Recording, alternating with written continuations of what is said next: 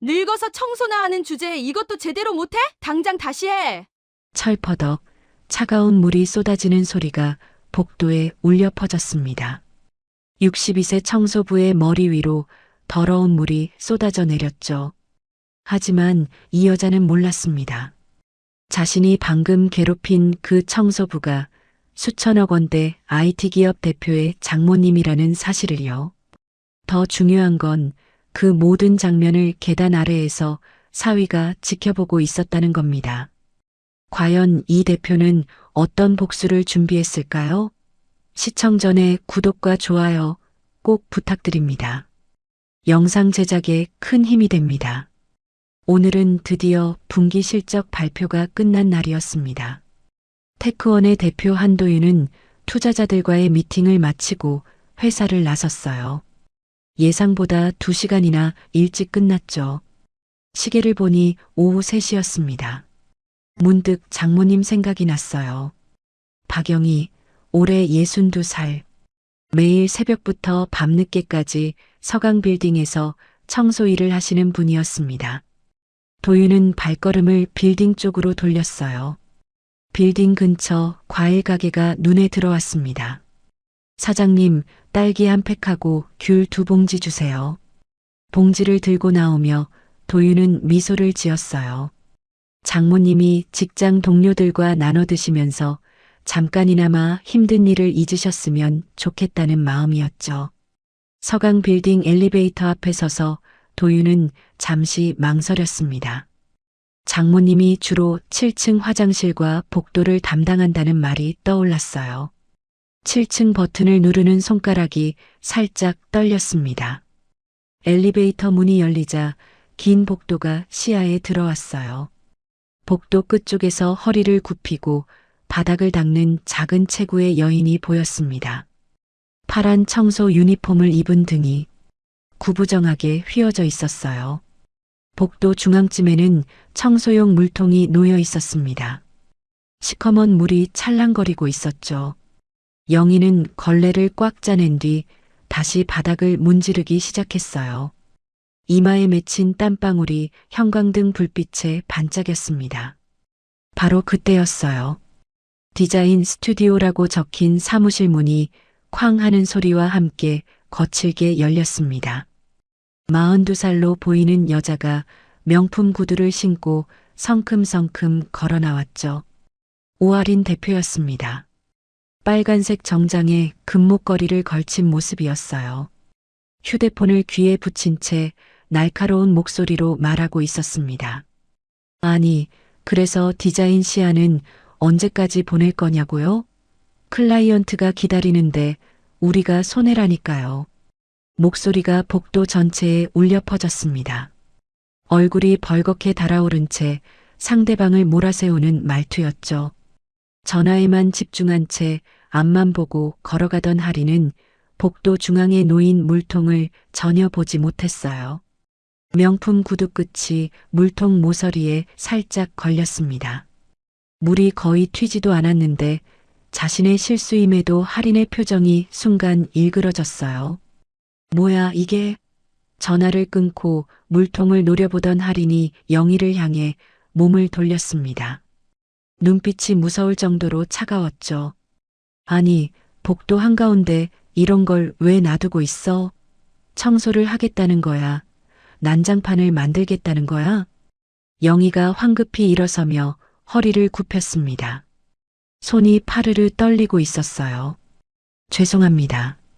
제가 금방 치우겠습니다. 그게 끝이야? 내가 이것 때문에 넘어지기라도 했으면 어떻게 할 뻔했어? 하린의 목소리가 점점 커졌습니다. 주변 사무실 직원들이 문틈으로 상황을 지켜보고 있었지만 아무도 나서지 못했어요. 이 구두 한 켤레 값이 당신 월급 몇 달치는 될 텐데 물 한 방울이라도 튀면 어떻게 책임질 거야? 늙어서 청소나 하는 주제에 제대로 할 생각은 있는 거야? 없는 거야? 모욕적인 말들이 칼날처럼 날카롭게 쏟아졌습니다. 영희의 어깨가 점점 더 움츠러들었어요. 고개를 깊이 숙인 채 죄송하다는 말만 되풀이했죠. 죄송하면 다야? 그냥 말로만 때우시겠다? 할인이 한 발짝 더 다가섰습니다. 그리고는 갑자기 물통을 번쩍 들어 올렸어요. 뒤로 물러서려 했지만 이미 늦었죠. 철퍼덕. 시커먼 청소용수가 영희의 머리 위로 쏟아져 내렸습니다. 더러운 물이 희끗한 머리카락을 타고 얼굴로, 목으로, 어깨로 흘러내렸어요. 청소 유니폼이 순식간에 젖어들었습니다. 바닥에도 물이 사방으로 튀었죠. 이제 제대로 청소할 거리가 생겼네. 깨끗이 치워. 하리는 코웃음을 치며 사무실로 돌아갔습니다. 문이 쾅 닫히는 소리가 복도에 메아리 쳤어요. 영희는 그 자리에 얼어붙은 듯 서 있었습니다. 얼굴에서 떨어지는 물방울이 바닥에 똑똑 떨어졌죠. 한참을 그렇게 서 있다가 떨리는 손으로 얼굴을 닦아냈습니다. 그리고는 아무 일도 없었다는 듯 다시 걸레를 집어들었어요. 계단 입구 근처 벽 뒤에 숨어있던 도윤은 이 모든 광경을 목격했습니다. 과일 봉지를 든 손에 힘이 들어가 손가락 관절이 하얗게 변했죠. 분노로 온몸이 떨렸습니다. 당장이라도 뛰쳐나가 할인의 멱살을 잡고 싶었어요. 하지만 발을 떼지 못했습니다. 만약 자신이 나타난다면 장모님은 더 큰 수치심을 느낄 거라는 생각이 들었죠. 자존심 강한 장모님이 사위 앞에서 이런 모습을 보인다면 얼마나 괴로울까요? 물에 젖은 채 다시 바닥을 닦는 영희의 뒷모습을 보며 도윤의 눈시울이 뜨거워졌습니다. 주먹을 꽉 쥔 채 조용히 뒤로 물러났어요. 아무에게도 들키지 않게 계단 쪽으로 발걸음을 옮겼죠. 계단을 내려가려는 순간 누군가 조심스럽게 다가왔습니다. 깔끔한 정장을 입은 남자였어요. 실례지만 7층에서 청소하시는 분 혹시 아는 분이신가요? 도윤이 돌아보자 남자는 명함을 꺼내 건넸습니다. 노석훈 회계사라고 적혀 있었죠. 네, 제 장모님이십니다. 석훈은 고개를 끄덕이며 낮은 목소리로 말했습니다. 이런 일이 오늘 처음이 아닙니다. 제가 여러 번 목격했어요. 필요하시면 언제든지 연락 주세요. 도와드릴 수 있을 겁니다. 오늘 처음이 아니라는 말에 도윤의 가슴이 철렁 내려앉았습니다. 장모님이 그동안 얼마나 많은 모욕을 참아왔을까요? 과일 봉지를 꽉 쥔 채 도윤은 명함을 품에 넣었습니다. 계단을 내려가는 발걸음이 천근만근이었어요. 젖은 머리카락과 구부정한 어깨가 자꾸만 눈앞에 아른거렸죠. 이 일을 그냥 넘길 수는 없었습니다. 반드시 대가를 치르게 해야 했어요. 빌딩을 나서며 도윤은 주머니 속 명함을 만져보았습니다. 차가운 종이의 감촉이 현실을 일깨워 주었죠. 장모님을 지켜야 한다는 결심이 가슴 깊은 곳에서 단단하게 자리 잡았습니다. 현관문이 열리는 소리에 영희가 부엌에서 얼굴을 내밀었습니다. 머리카락은 깔끔하게 정리되어 있었고 낡은 앞치마를 두른 채 밝은 미소를 띠고 있었죠. 어머, 우리 사위 왔네. 오늘 일찍 들어왔구나. 도윤은 억지로 입꼬리를 올렸습니다. 장모님의 머리 위로 쏟아지던 시커먼 물이 자꾸만 눈앞에 아른거렸지만 아무렇지 않은 척 신발을 벗었어요. 네, 어머님. 일이 일찍 끝났어요. 거실로 들어서자 딸 예린이 달려왔습니다. 15살 소녀의 얼굴에는 천진난만한 웃음이 가득했죠. 아빠, 오늘 학교에서 있잖아. 우리 반이 수학 경시대회에서 1등 했어요. 그래, 우리 예린이 대단한데. 도윤은 딸의 머리를 쓰다듬으며 진심으로 기뻐했습니다. 하지만 시선이 부엌 쪽으로 향할 때마다 가슴이 먹먹해졌어요. 영희의 손등에는 오랜 세월 청소 일을 하며 생긴 굳은 살이 울퉁불퉁 솟아 있었습니다. 어깨는 평소보다 더 처져 보였고 걸음걸이도 어딘가 무거워 보였죠. 아내 한서아가 안방에서 나오며 남편의 표정을 살폈습니다. 무언가 평소와 다른 기색을 느꼈지만 아무 말도 하지 않았어요. 그저 조용히 상 차리는 일을 도울 뿐이었죠. 저녁 식탁이 차려졌습니다. 영희가 정성껏 만든 된장찌개가 김을 내뿜고 있었고 갖가지 반찬들이 소박하게 놓여 있었어요. 많이 먹어. 요즘 살이 빠진 것 같더라. 감사합니다, 어머님. 도윤은 숟가락을 들었지만 밥이 목구멍으로 넘어가지 않았습니다. 영희가 젓가락을 드는 손이 미세하게 떨리는 걸 봤거든요. 팔목에는 오늘 생긴 것으로 보이는 붉은 자국도 있었습니다. 할머니, 왜 손이 떨려요? 예린의 순수한 질문에 영희가 웃으며 답했습니다. 아니야. 할머니가 오늘 좀 많이 걸어서 그래. 괜찮아. 도윤의 마음이 칼로 베이는 듯 아팠습니다. 장모님은 끝까지 오늘 있었던 일을 숨기고 있었어요. 어머님, 일은 좀 어떠세요? 힘들지 않으세요? 도윤이 조심스럽게 물었습니다. 영희는 고개를 저으며 밝게 웃었어요. 뭐가 힘들어? 일할 수 있다는 게 얼마나 감사한데? 우리 사위 걱정 마. 그 말에 도윤은 더 이상 아무것도 묻지 못했습니다. 장모님의 자존심을 건드리고 싶지 않았거든요. 밤 11시가 넘었습니다. 가족들이 모두 잠든 시간이었죠. 도윤은 조용히 서재로 들어가 노트북을 켰습니다. 떨리는 손가락으로 검색창에 글자를 입력했어요. 직장 내 괴롭힘, 갑질, 모욕죄, 폭행죄, 명예훼손. 수많은 기사와 판례들이 화면에 떴습니다. 도윤은 밤새 하나하나 읽어내려갔어요. 청소 노동자에 대한 갑질 사례, 법원의 판결문, 변호사들의 칼럼. 읽으면 읽을수록 오늘 사건이 단순한 불쾌한 일이 아니라 명백한 범죄라는 확신이 들었습니다. 특히 한 기사가 눈에 들어왔어요. CCTV 영상이 법정에서 결정적 증거가 되었다는 내용이었죠. 도윤은 주머니에서 노석훈 회계사의 명함을 꺼내 만져보았습니다. 새벽 2시가 넘었어요. 도윤은 창밖을 바라보며 깊은 생각에 잠겼습니다. 문득 장모님이 그동안 해왔던 말들이 떠올랐어요. 우리 사위, 나 때문에 고생시켜서 미안해. 그때마다 도윤은 아니라고 손사래를 쳤지만 영희의 눈에는 늘 미안함이 가득했었죠. 도윤은 휴대폰 메모장을 열었습니다. 떨리는 손가락으로 제목을 적었어요. 장모님 보호계획. 그리고 하나씩 항목을 적어 내려갔습니다. 서강 빌딩 CCTV 영상 확보. 오늘 오후 3시경 7층 복도 영상 확인 필요. 반복적 갑질 증거 수집. 노석훈 회계사 말로는 오늘이 처음이 아니라고 했으니 이전 사례들도 조사. 내일 노석훈에게 연락해서 협력 방법 문의. 빌딩 관리 구조 파악. 관리 사무소는 어디 소속인지, 청소 용역 업체는 어딘지 확인. 디자인 스튜디오와 오할인에 대한 조사. 회사 규모, 매출, 평판 등 모든 정보 수집.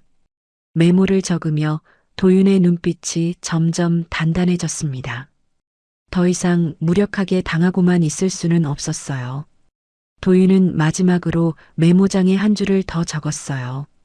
오할인, 반드시 대가를 치르게 하겠다. 창밖에는 어둠이 짙게 깔려 있었지만 도윤의 마음속에는 결심의 불꽃이 타오르고 있었습니다. 다음 날 아침 도윤은 일부러 출근 시간을 조정했습니다. 평소보다 1시간 일찍 집을 나섰죠. 서강 빌딩 맞은편 카페에 자리를 잡고 창밖을 주시했어요. 아침 6시 반 영희가 빌딩으로 들어가는 모습이 보였습니다. 구부정한 등과 느린 걸음걸이가 멀리서도 눈에 들어왔죠. 9시 정각 검은색 외제차가 주차장으로 들어왔습니다. 오할인이었어요. 도윤은 시계를 확인하고 메모장에 시간을 적었습니다. 사흘째 되는 날 도윤은 노석훈에게 연락했습니다. 회계사 사무실에서 만나기로 했죠. 오랜만입니다. 연락 기다리고 있었습니다. 석훈은 따뜻한 미소로 도윤을 맞았습니다. 도윤은 자리에 앉으며 입을 열었어요. 장모님에 대한 갑질 얼마나 자주 있었습니까? 석훈의 표정이 어두워졌습니다. 노트를 펼치더니 천천히 말하기 시작했어요.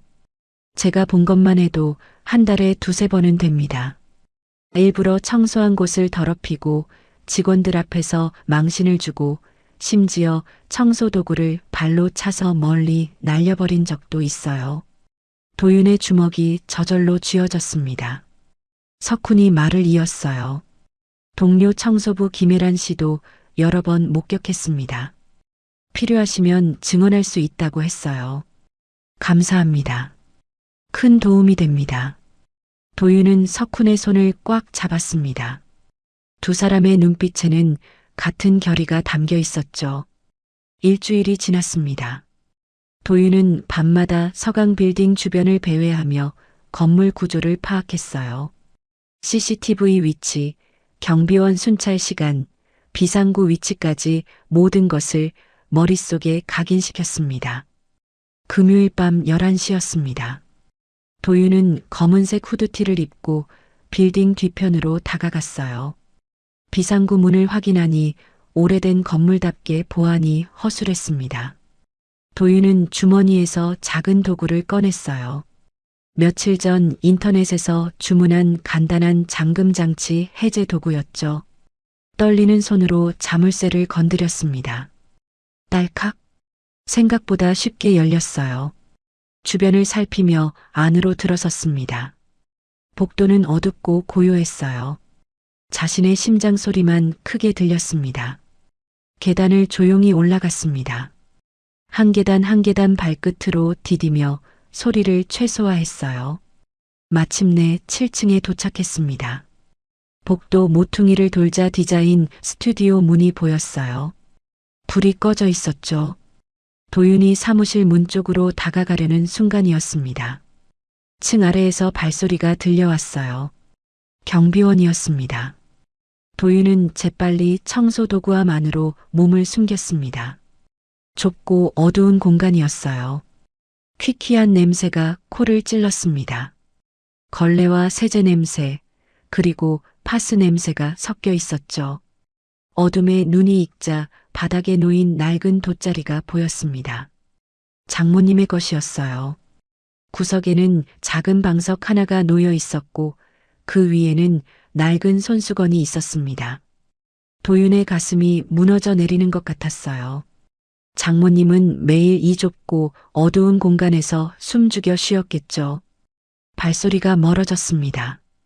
도윤은 조심스럽게 도구함 밖으로 나왔어요.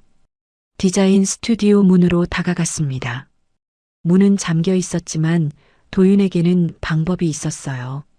대학 시절 IT 보안을 전공했던 그는 전자잠금 장치를 해제하는 법을 알고 있었습니다. 노트북을 꺼내 문의 전자장치에 연결했어요. 몇 번의 시도 끝에 삐소리와 함께 문이 열렸습니다. 사무실 안은 어두웠습니다. 도윤은 휴대폰 손전등을 켜고 조심스럽게 들어갔어요. 책상 위에는 서류들이 어지럽게 널려 있었습니다. 도윤은 책상 서랍을 열기 시작했어요. 첫 번째 서랍에는 문구류만 있었습니다. 두 번째 서랍을 열자 검은색 파일이 눈에 들어왔어요. 파일을 펼치는 순간 도윤의 눈이 커졌습니다. 테크인 그룹 신제품 설계도라고 적혀 있었죠. 테크인은 도윤의 회사 테크원과 경쟁 관계에 있는 대기업이었습니다. 다음 페이지를 넘기자 더 충격적인 내용이 나왔어요. 입찰 가격 정보, 고객사 명단, 기술 사양서, 모두 기밀에 속하는 자료들이었죠. 도윤은 서류를 빠르게 휴대폰으로 촬영하기 시작했습니다. 손이 떨렸지만 멈출 수 없었어요. 컴퓨터도 확인해야 했습니다. 도윤은 할인의 컴퓨터를 켰어요. 다행히 비밀번호가 설정되어 있지 않았습니다. 파일을 열자 더욱 놀라운 내용이 나왔어요. 할인은 테크인의 협력사들로부터 정보를 빼내 제3자에게 넘기고 있었습니다. 이메일 내역을 확인하니 거래 금액이 수억 원에 달했어요. 이건 단순한 갑질이 아니었습니다. 산업 스파이였죠. 도윤은 외장하드를 꺼내 컴퓨터에 연결했습니다. 파일 복사를 시작했어요. 진행률 표시줄이 천천히 올라갔습니다. 도윤은 시계를 봤습니다. 벌써 5분이 지났습니다. 심장이 미친 듯이 뛰었습니다. 등에서 식은땀이 흘러내렸어요. 80%, 90%. 바로 그때였습니다. 복도에서 띵하는 소리가 들렸어요. 엘리베이터였습니다. 누군가 올라오고 있었습니다. 발소리가 가까워졌어요. 98%. 도윤은 급하게 주변을 둘러봤습니다. 숨을 곳이 필요했어요. 100%. 복사 완료. 도윤은 외장하드를 뽑아 주머니에 넣었습니다. 컴퓨터 화면을 원래대로 돌리고 서류를 제자리에 놓았어요. 사무실 문이 열렸습니다. 할인이었어요. 도윤은 재빨리 천장 환기구 쪽으로 몸을 던졌습니다. 책상을 밟고 환기구 덮개를 열어 올라갔어요. 환기구 안은 좁고 답답했습니다. 먼지가 코를 자극했지만 기침을 참아야 했어요. 할인이 불을 켰습니다. 형광등 불빛이 사무실을 환하게 비췄죠. 할인은 콧노래를 흥얼거리며 책상으로 다가갔습니다. 아, 맞다. 서류 좀 챙겨야지.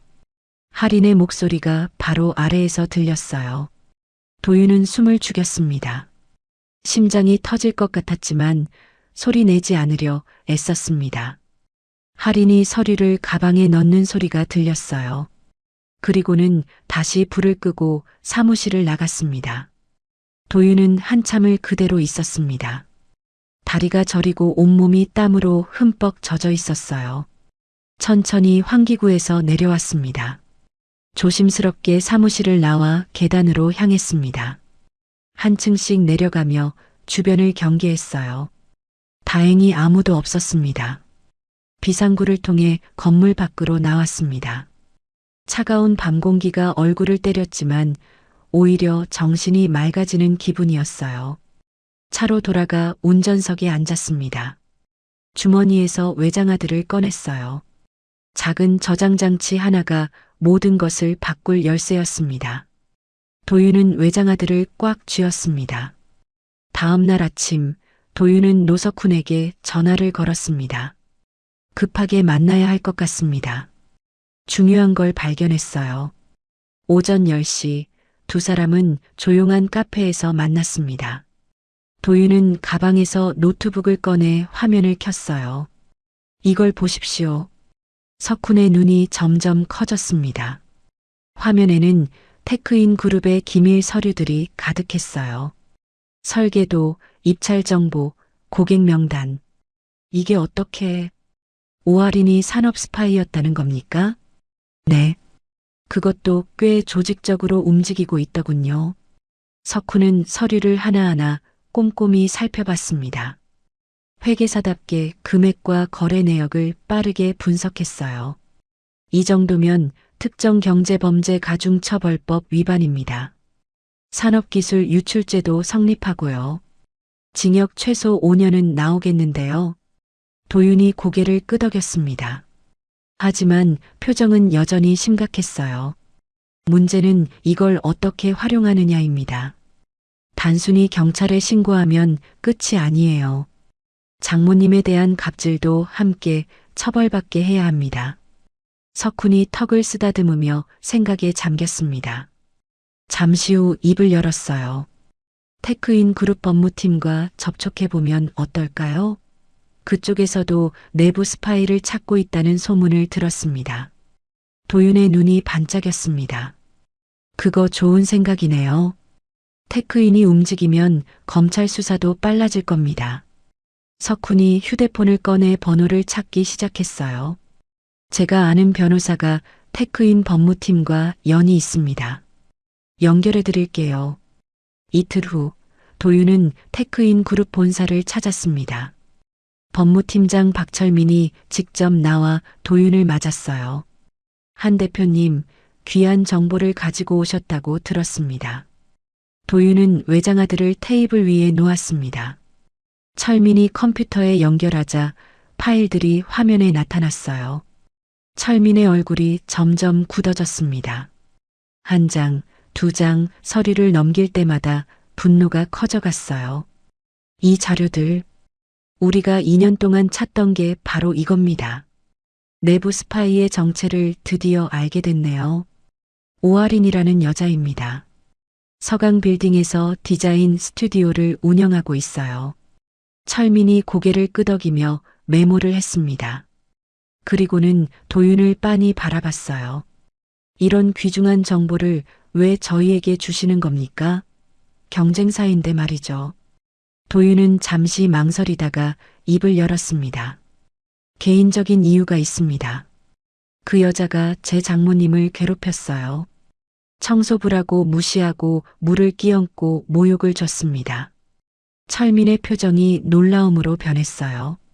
그래서 복수를 하시려고? 복수라기보다는 정의를 실현하려는 겁니다. 산업 스파이는 법으로 처벌받아야 하고 약자를 괴롭히는 사람도 마찬가지입니다. 철민이 자리에서 일어나 도윤에게 손을 내밀었습니다. 도와드리겠습니다. 우리 법무팀이 전면적으로 지원하겠습니다. 감사합니다. 하지만 한 가지 부탁이 있습니다. 뭔가요? 제 이름은 빼주십시오.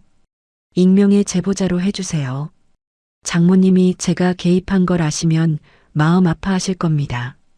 철민이 고개를 끄덕였습니다. 이해합니다. 그렇게 하죠. 도윤은 회사로 돌아왔습니다.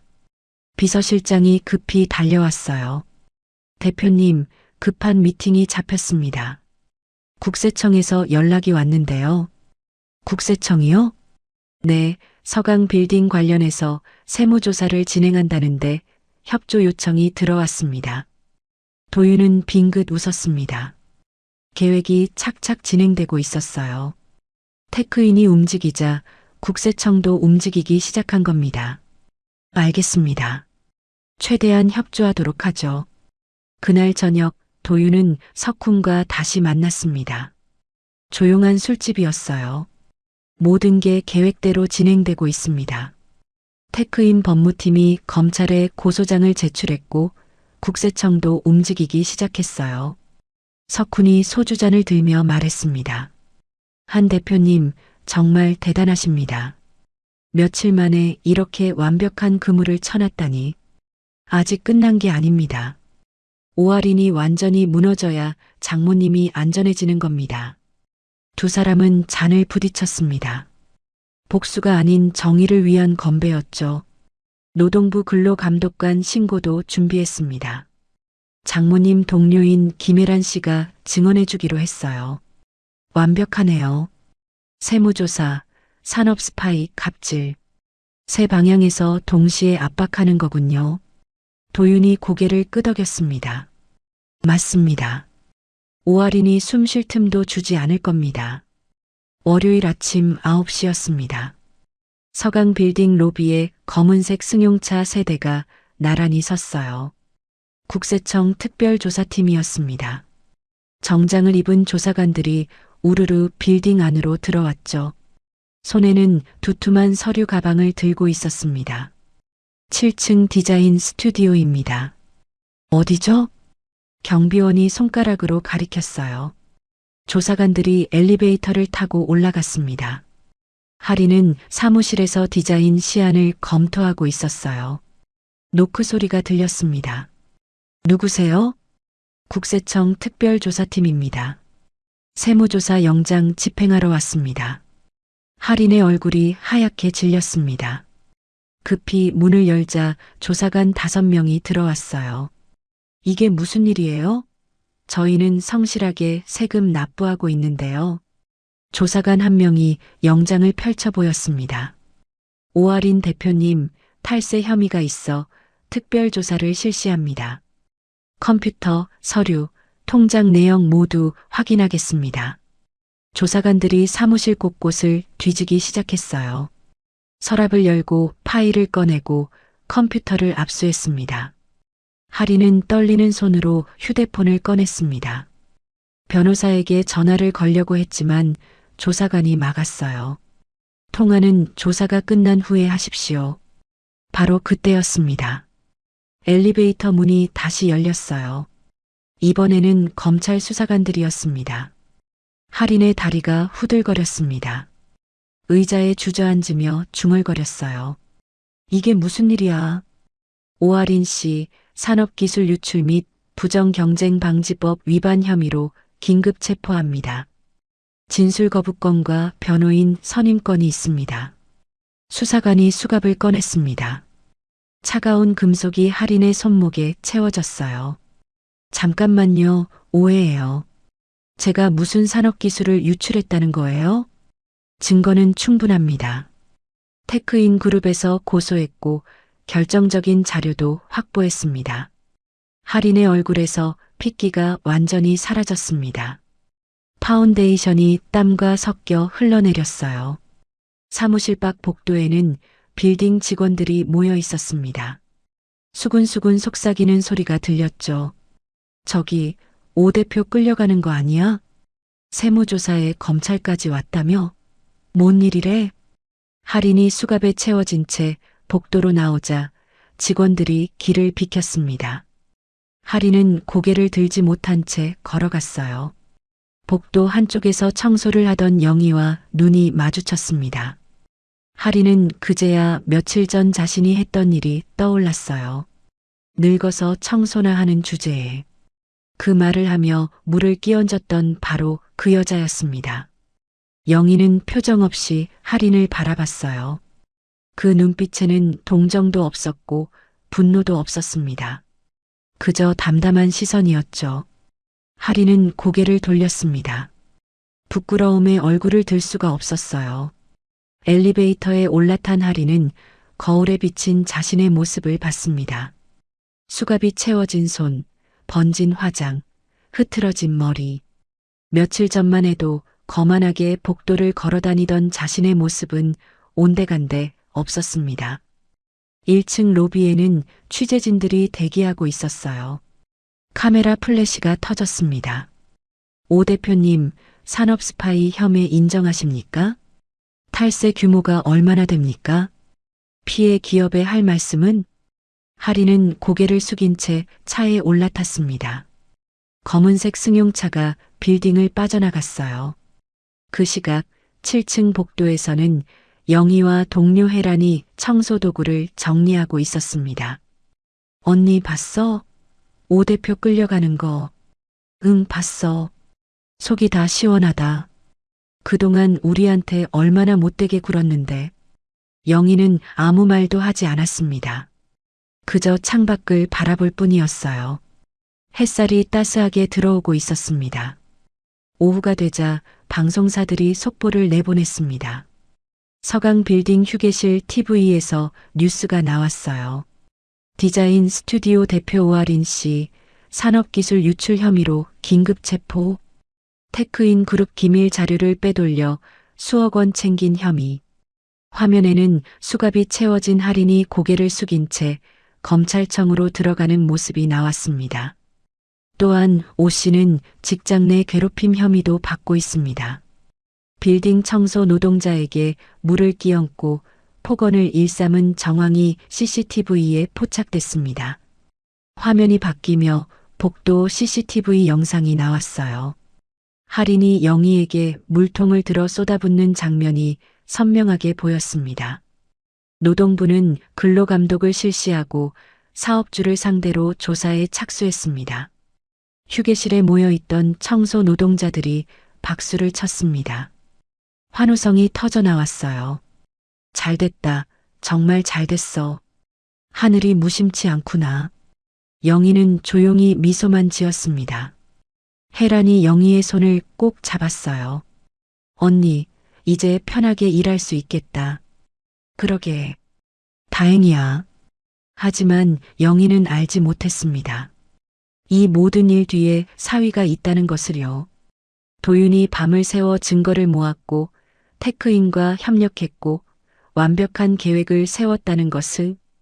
그날 저녁 검찰청 조사실에서 하리는 고개를 숙인 채 앉아 있었습니다. 검사가 서류를 펼치며 물었어요. 테크인 그룹 기밀 자료를 어떻게 입수했습니까? 협력사 직원들에게서 돈을 주고 샀습니다. 총 거래 금액은 4억 원 정도 됩니다. 검사의 펜이 빠르게 움직였습니다. 할인의 자백이 속기록으로 남았어요. 빌딩 청소부에게 물을 끼얹은 사실도 인정합니까? 할인은 한참을 침묵하다가 고개를 끄덕였습니다. 그건 제가 화가 나서 실수가 아닙니다. CCTV에는 고의적으로 물통을 들어 쏟아붓는 모습이 찍혀 있어요. 게다가 반복적으로 괴롭힌 정황도 있습니다. 할인의 눈에서 눈물이 흘러내렸습니다. 번진 마스카라가 볼을 타고 흘렀어요. 죄송합니다. 정말 죄송합니다. 하지만 이미 늦었습니다. 법은 냉정했고 증거는 완벽했으니까요. 이틀이 지났습니다. 할인의 구속 소식은 방송과 인터넷을 통해 빠르게 퍼져나갔어요. 서강 빌딩은 평화를 되찾았고 영희는 예전처럼 묵묵히 청소 일을 했습니다. 도윤의 집, 저녁 식탁에는 온 가족이 둘러앉아 있었어요. 서아가 반찬을 덜어주며 말했습니다. 여보, 뉴스 봤어요? 어머니 빌딩에서 큰일이 있었나 봐요. 그 악덕 사장이 잡혔다던데. 도윤은 밥을 먹으며 고개를 끄덕였습니다. 그렇게 됐구나. 잘 됐네. 영희가 국을 떠먹으며 말했어요. 하늘이 무심치 않더라. 나쁜 짓 하면 결국 벌을 받는구나. 예린이 할머니를 바라보며 물었습니다.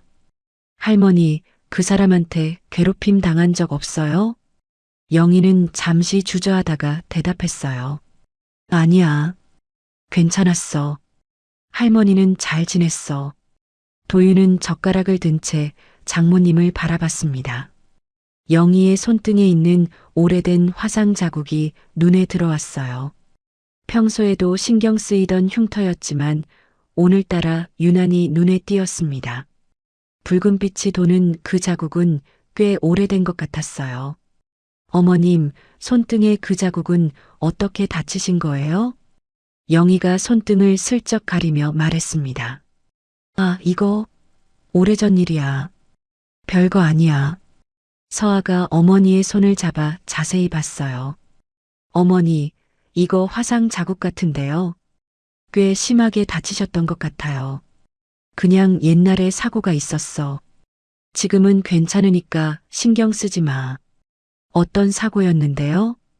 영희는 잠시 머뭇거렸습니다. 기억을 더듬는 듯한 표정이었어요. 10년 전쯤 됐나? 길을 가다가 교통사고를 목격했어. 어린아이가 차도로 뛰어들어서 내가 얼른 막았지. 그때 차에서 뜨거운 뭔가가 튀어서 이렇게 됐어. 도윤의 손이 멈췄습니다. 심장이 쿵 하고 내려앉는 기분이었어요. 어린아이요? 몇 살쯤 됐었어요? 5살쯤 됐나? 여자애였어. 빨간 원피스 입고 있었지. 도윤은 수저를 내려놓았습니다. 손이 떨리기 시작했어요. 서아도 남편의 이상한 기색을 눈치챘습니다. 여보, 괜찮아요? 어머님, 그게 정확히 언제였죠? 어디서 있었던 일이에요? 영희가 고개를 갸웃거렸습니다. 정확히는 기억 안 나는데 강남 쪽이었어. 큰 사거리 근처. 왜 그래? 도윤은 자리에서 벌떡 일어났습니다. 잠깐만요. 확인할 게 있어요. 서재로 달려가 오래된 앨범을 꺼냈습니다. 먼지가 쌓인 앨범을 펼치자 10년 전 사진들이 나왔어요. 한 장의 사진이 눈에 들어왔습니다. 병원 침대에 누워있는 5살 예린. 빨간 원피스를 입고 깁스를 한 채로 울고 있는 모습이었어요. 도윤의 손이 더욱 심하게 떨렸습니다. 그날이 떠올랐어요. 10년 전 그날. 자신과 서아는 예린을 데리고 외출했었습니다. 강남 사거리를 걷고 있었죠. 잠깐 한눈을 판 사이 예린이 손을 뿌리치고 차도로 뛰어들었어요. 차가 달려오고 있었습니다. 도윤은 소리를 질렀지만 미처 예린에게 닿지 못했어요. 그때 누군가가 재빨리 달려와 예린을 밀쳐냈습니다. 중년의 여자였어요. 그 여자는 예린을 구하고 자신이 차에 부딪혔습니다. 다행히 차가 급정거해서 큰 사고는 면했지만 차 엔진에서 냉각수가 튀어나와 여자의 손을 덮쳤어요. 도윤과 서아는 황급히 그 여자를 병원으로 모셨습니다. 화상 치료를 받고 입원까지 했죠. 병원비를 내려고 했지만 그 여자는 완강히 거절했습니다. 괜찮아요. 저는 괜찮으니까 아이만 잘 돌보세요. 그리고는 며칠 후 퇴원하며 흔적도 없이 사라졌습니다. 도윤은 그 여자를 찾으려 애썼지만 연락처도 모르고 이름도 제대로 듣지 못했어요. 도윤은 앨범을 들고 식탁으로 돌아왔습니다. 영희에게 사진을 보여줬어요. 어머님, 이 아이. 혹시 이 아이가 그때 그 아이인가요? 영희가 사진을 자세히 봤습니다. 눈이 커지더니 입을 가렸어요. 맞아. 이 아이야. 빨간 원피스 입고 있던 그 애. 어쩜 이렇게 닮았을까? 서아가 갑자기 의자를 뒤로 밀며 일어섰습니다. 손으로 입을 막고 눈물이 핑 돌았어요. 어머니. 어머니가 그때 그분이셨어요? 영희도 상황을 파악했습니다. 천천히 고개를 끄덕였어요. 그럼 이 아이가 예린이가 그때 그 애였구나. 식탁이 조용해졌습니다. 예린은 무슨 상황인지 몰라 어리둥절한 표정이었어요. 할머니가 나를 구해준 거예요? 도윤이 무릎을 꿇고 영희 앞에 앉았습니다. 두 손으로 장모님의 손을 꼭 잡았어요. 어머님, 저희가 10년 동안 찾던 분이 바로 어머님이셨습니다. 예린이를 살려주셨어요. 그때 제대로 감사 인사도 못 드리고 도윤의 목소리가 떨렸습니다.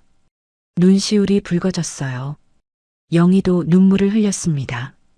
주름진 손으로 사위의 손을 감싸쥐었죠. 그랬구나. 그게 우리 사위네 가족이었구나. 세상 참 좁다. 서아가 영희를 와락 껴안았습니다. 어머니, 고맙습니다. 정말 고맙습니다. 어머니가 아니었으면 우리 예린이는 말을 잇지 못하고 울음을 터뜨렸어요. 예린도 할머니를 껴안으며 울었습니다. 할머니, 고마워요. 나 살려주셔서 고마워요. 영희는 손녀의 등을 토닥이며 말했습니다. 괜찮아. 할머니는 당연한 일 했을 뿐이야. 우리 예린이가 다치지 않아서 다행이지. 도윤은 자리에 앉아 고개를 숙였습니다. 10년 전부터 인연이 시작됐던 거예요.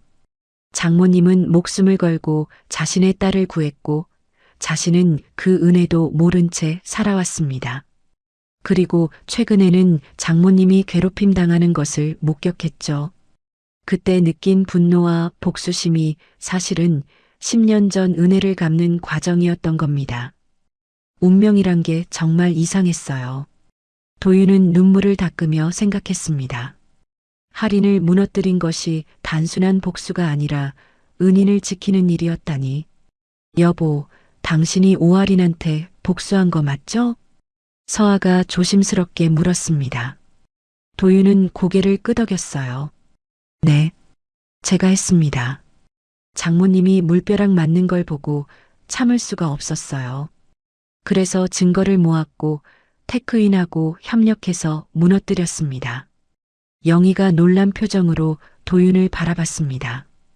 우리 사위가 그 일을 죄송합니다. 미리 말씀드렸어야 했는데 어머님이 걱정하실까봐 숨겼어요. 영희는 한참을 도윤을 바라보다가 빙그레 웃었습니다. 고마워. 정말 고마워.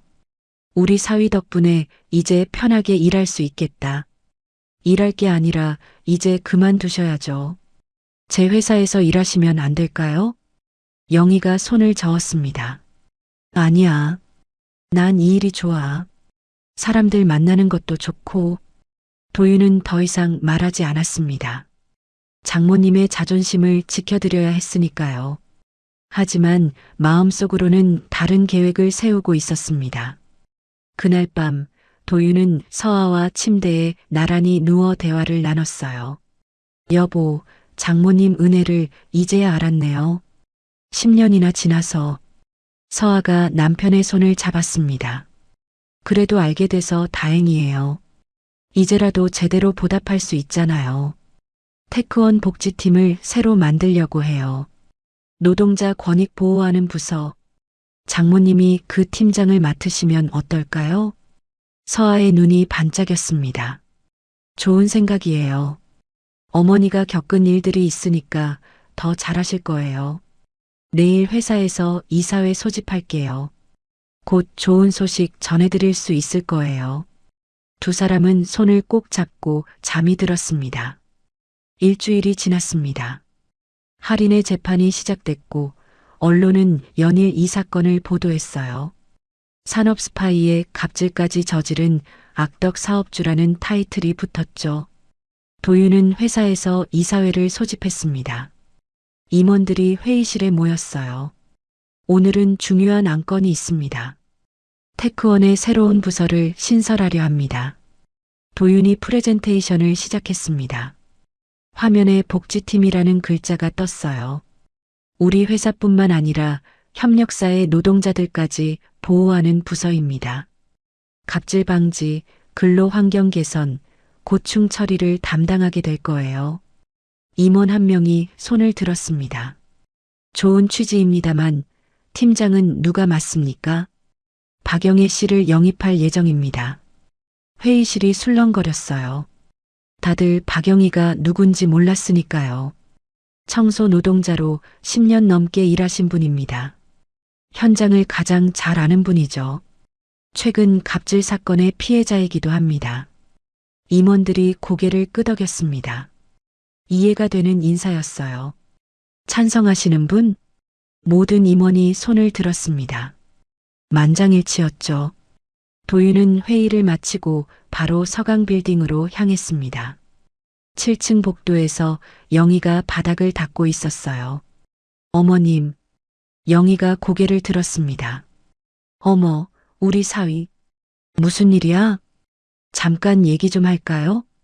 두 사람은 빌딩 근처 카페로 갔습니다. 조용한 구석 자리에 앉았어요. 어머님, 저희 회사에서 일하시면 안 될까요? 영희가 손을 저었습니다. 아니야. 난 지금 일이 좋아. 청소일 말고요. 복지팀 팀장으로 모시고 싶습니다. 영희의 눈이 커졌습니다. 팀장이라니, 내가 무슨? 어머님이 겪으신 일들, 현장에서 느끼신 것들이 있잖아요. 그걸 바탕으로 다른 노동자들을 도와주셨으면 합니다. 난 배운 것도 없는데 경험이 최고의 스승입니다. 어머님만큼 노동자의 마음을 아는 사람이 없어요. 영희는 한참을 망설였습니다. 커피를 한 모금 마시고 입을 열었어요. 정말 내가 할 수 있을까? 할 수 있습니다. 저희가 도와드릴게요. 어머님, 이제 허리 펴고 당당하게 일하세요. 영희의 눈에 눈물이 고였습니다. 고마워.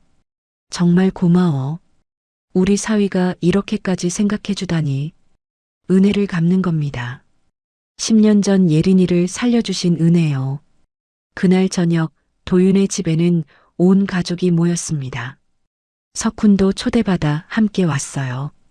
식탁에는 영희가 정성껏 준비한 음식이 가득했습니다. 도윤이 와인잔을 들었어요.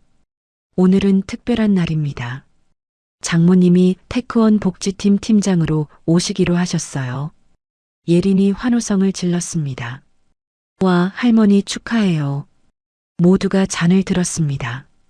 건배 소리가 울려 퍼졌어요. 서아가 영희의 손을 잡으며 말했습니다. 어머니, 이제 편하게 사세요. 더 이상 아픈 일 없을 거예요. 영희는 가족들을 돌아보며 미소 지었습니다.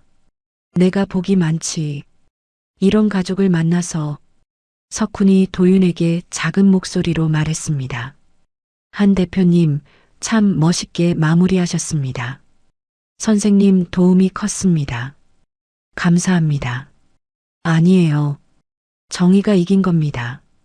식사가 끝나고 예린이 할머니 옆에 꼭 붙어 앉았어요. 할머니, 나 살려줘서 또 한 번 고마워요. 영희가 손녀의 머리를 쓰다듬었습니다. 우리 예린이 건강하게 자라줘서 할머니가 더 고마워. 도윤은 그 모습을 바라보며 생각했습니다.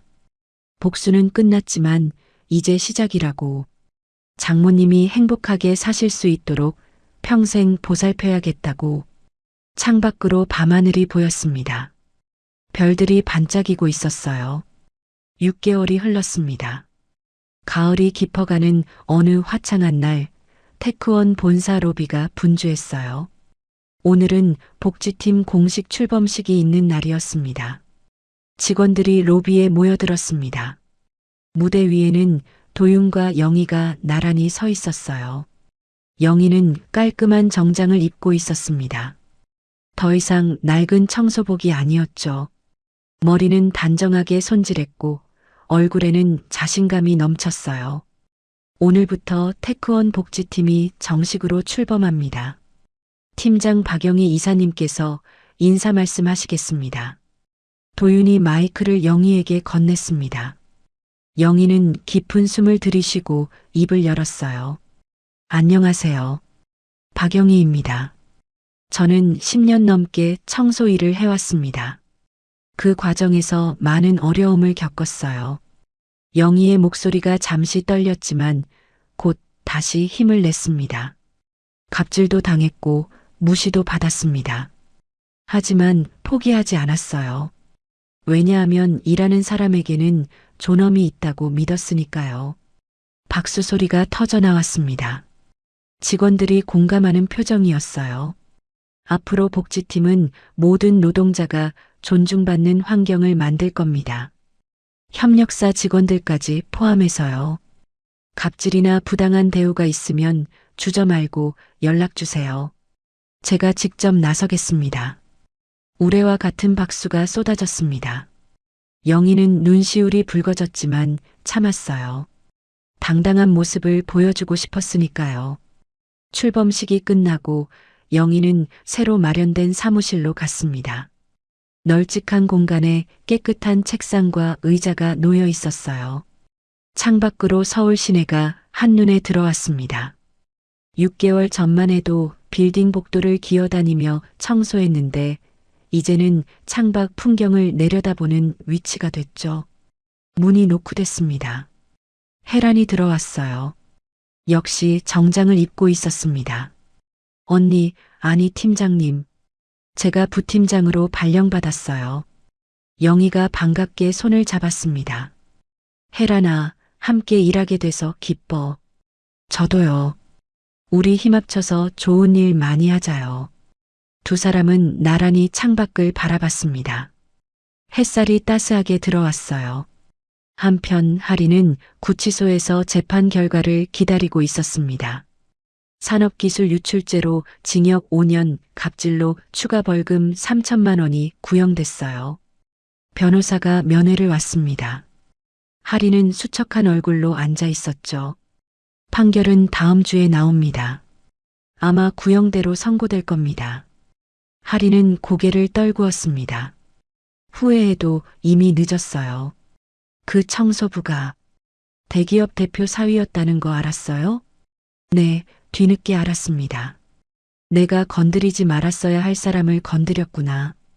변호사는 아무 말도 하지 않았습니다. 그저 서류를 정리할 뿐이었어요. 다음 주 금요일 법원에서 판결이 선고됐습니다. 징역 5년, 벌금 3천만 원, 집행유예 없음. 하리는 법정에서 끌려나가며 방청석을 돌아봤습니다. 영희가 앉아 있었어요. 정장을 입은 모습이 당당해 보였습니다. 두 사람의 눈이 마주쳤습니다. 하리는 고개를 숙였죠. 영희는 표정 변화 없이 그 모습을 지켜봤어요. 법정 밖으로 나온 영희에게 도윤이 다가왔습니다. 어머님 후련하세요? 응. 이제 정말 끝났구나. 새로운 시작입니다. 어머님. 두 사람은 법원을 나와 차에 올랐습니다. 도윤이 운전대를 잡으며 물었어요. 어머님, 오늘 저녁에 온 가족이 모이기로 했어요. 축하 파티 하려고요. 그래, 좋지. 차가 도로를 달렸습니다. 창밖으로 서울의 가을 풍경이 지나갔어요.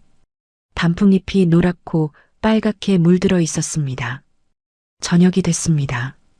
도윤의 집 거실에는 영희, 서아, 예린, 석훈까지 모여 있었어요. 식탁에는 맛있는 음식이 가득했습니다. 오늘은 정말 축하할 일이 많네요. 할인 징역 확정, 어머님 새 출발. 서아가 샴페인 병을 땄습니다. 톡소리와 함께 거품이 넘쳐 흘렀어요. 건배. 모두가 잔을 부딪혔습니다.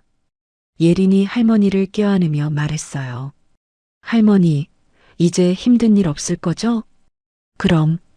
할머니, 이제 떡 벌어졌어. 영희는 손녀의 머리를 쓰다듬으며 웃었습니다. 주름진 얼굴에 환한 미소가 번졌어요. 석훈이 도윤에게 조용히 말했습니다. 한 대표님, 정말 멋진 결말입니다. 선생님 덕분입니다. 처음부터 도와주셨잖아요. 제가 한 건 별로 없어요. 대표님이 완벽하게 계획하고 실행하셨죠. 도윤은 고개를 저었습니다. 혼자서는 할 수 없었어요. 모두가 함께 해줘서 가능했습니다. 식사가 끝나고 가족들은 거실에 모여 앉았습니다. 예린이 할머니 무릎에 머리를 기댔어요. 할머니, 회사에서 일하는 거 어때요? 좋지. 사람들한테 도움도 주고 보람 있어. 영희의 목소리에는 자부심이 묻어났습니다. 더 이상 위축된 모습이 아니었어요. 도윤이 창밖을 바라보며 말했습니다. 작은 선행이 세상을 바꾸는군요. 응? 어머님이 10년 전 예린이를 구해주셨잖아요. 그 작은 선행이 결국 어머님을 다시 구했어요. 영희는 고개를 끄덕였습니다. 하늘이 무심치 않더라. 서아가 남편의 손을 잡았습니다. 여보도 정의를 실현했어요. 약자를 괴롭히는 사람을 응징했잖아요. 당연한 일 했을 뿐이에요. 도윤은 겸손하게 말했지만 속으로는 뿌듯했습니다.